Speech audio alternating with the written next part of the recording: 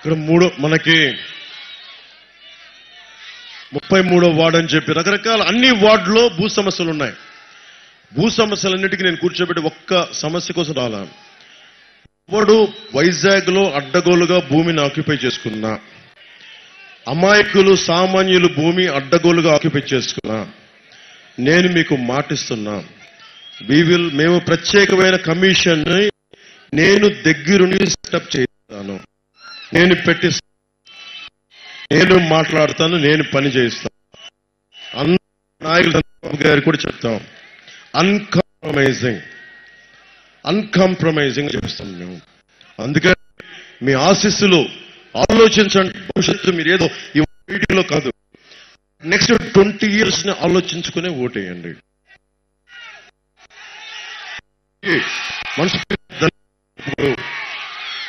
మీ అందరికీ మనస్ఫూర్తిగా ధన్యవాదాలు తెలుపుకుంటూ, ఇంత ప్రేమతోటి ఇంత సహనంతో మీరందరూ విన్నందుకు, మీ విలువైన సమయాన్ని వెచ్చించినందుకు మీ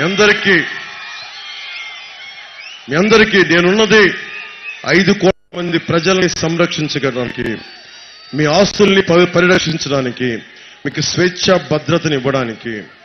భరత్ గారు ఉన్నారు, బలంగా నిలబడే వ్యక్తి. ఇదే అడుగుతున్నాను, భరత్ గారి కోసం ఓటు అడుగుతున్నా. నేను పని చేస్తా, మన పనులుంటే ఆయన చేత పని కూడా చేస్తాను, గుర్తుపెట్టుకున్నాను. వంశీకృష్ణ యాదవ్ గారు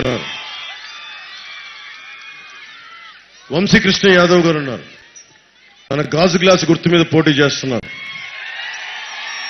ఆయన చేత కూడా మీకు బలంగా పని చేయిస్తాం. అలాగే వైజాగ్ నార్త్ నుంచి విష్ణుకుమార్ రాజు గారు ఉన్నారు, వారు కూడా అంతే మనస్ఫూర్తిగా ఆయన చేత కూడా పని చేయిస్తాం. అలాగే పూడి రామకృష్ణరావు గారు మనకి టీడీపీ గుర్తు మీద చేస్తాం. గాజువాక్ నుంచి పల్లా శ్రీనివాసరావు గారు, అలాగే గన్నబాబు గారు వైజాగ్ వెస్ట్ నుంచి పోటీ చేస్తున్నారు టీడీపీ సైకిల్ గుర్తు మీద. సో మీ అందరికీ నేను ప్రత్యేకంగా ధన్యవాదాలు తెలుపుకుంటూ, మీ భవిష్యత్తుకి మాది బాధ్యత. మీరు మీ భవిష్యత్తు కోసం ఆలోచించి ఓటేయమని కోరుకుంటూ సెలవు తీసుకున్నాను.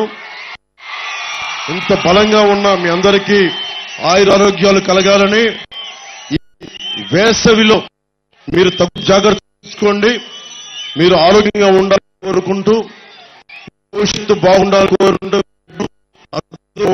కోరుకుంటూ బిడ్డలందరూ ఇంత నలిగిపోయారు. చేతుల మీకు నమస్కరిస్తూ మీ భవిష్యత్తు కోసం మేము పనిచేస్తామని తెలియజేసుకుంటూ, మత్స్యకార సోదరులకి, ముస్లిం సోదరులకి,